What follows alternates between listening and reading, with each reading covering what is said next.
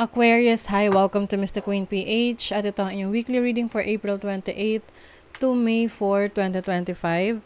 So if you're interested in private readings, meron tayong link sa description at sa pinned comment. Paki-check nyo na lang information kung paano mag-book for a private reading. And please subscribe to our channel to show your support, like, share this video, at comment na rin kayo kung kayo yung naka-resonate.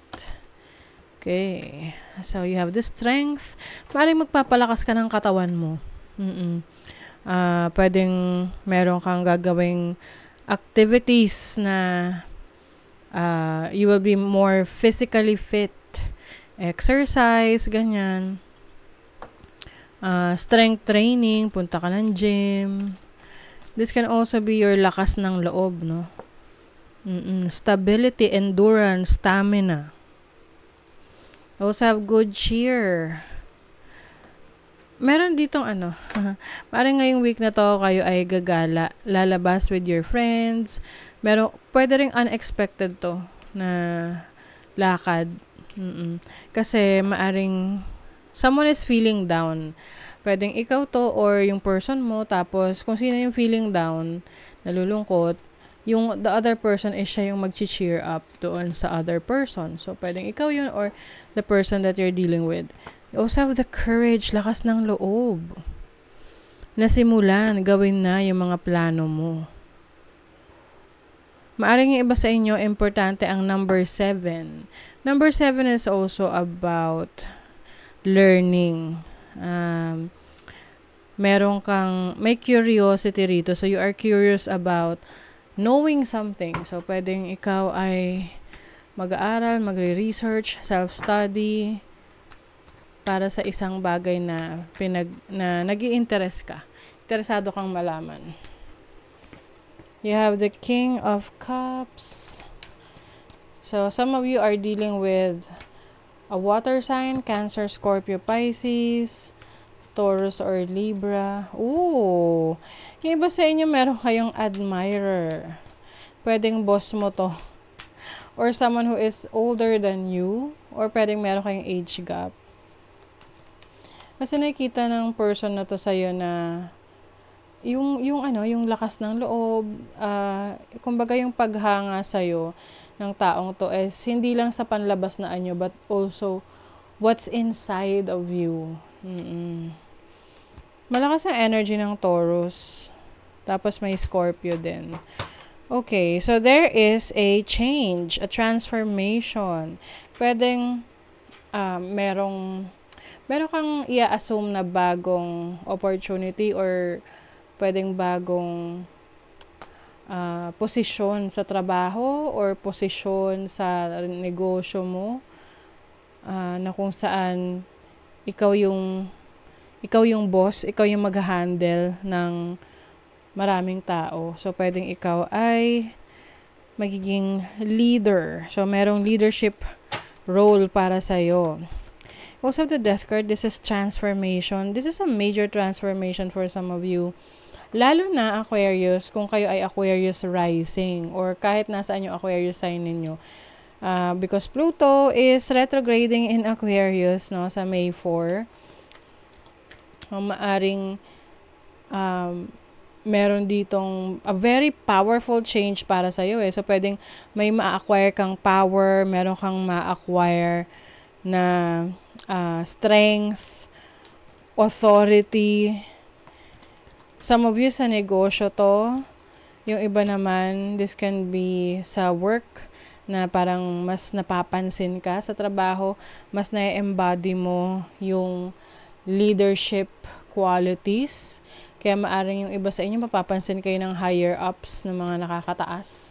At baka bibigyan kayo ng opportunity to upscale or upgrade your position. You have Mercury in Scorpio in the 8th house.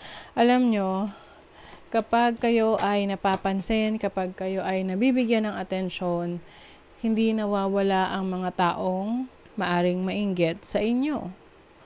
Or parang i-question yung mga achievements nyo. So, wag niyo silang pansinin kung alam niyo sa sarili niyo na achieve niyo yan dahil pinagpaguran niyo, deserve niyo. Hindi niyo kailangang maapektuhan. Okay? Merong magandang, may nakikita ko rito meeting or pag-uusap sa trabaho or sa business. It can be a job offer para sa'yo. And itong job offer na to ay kung saan mag-e-enjoy ka. Parang you are having fun. You are using your talents, your skills while having fun and earning money. So, example, mahilig kang mag-paint. Tapos, minonetize mo siya. So, nag-e-enjoy ka na doon sa pagpipinta. Kumikita ka pa ng pera at dahil mas maraming taong nakaka-appreciate sa gawa mo. Sa iyong talento. Some of you meron ditong magpapa-impress. So, maaring gusto niya na mapansin mo siya. Okay, sa money, career, finances, you are going to move on from your past trauma.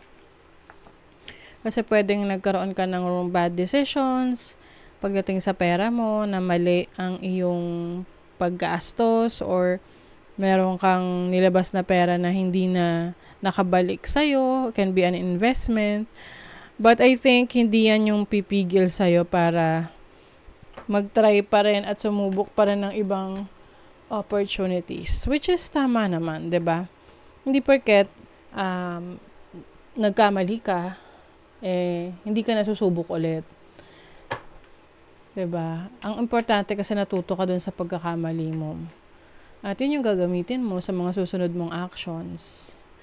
Oh! May separation. Baka hindi kayo masyadong nag-uusap ng person mo ngayon if you're connecting with someone. May red flags, pwedeng na-realize mo na itong person na to ay hindi para sa'yo or hindi mo gusto ang ugali ng taong to that you are dealing with. So, pwedeng binibigyan mo ng time yung sarili mo na mag-reflect kung willing ka pa ba na magstay sa relationship na yan. Yung iba naman sa inyo, you are manifesting your romantic partner.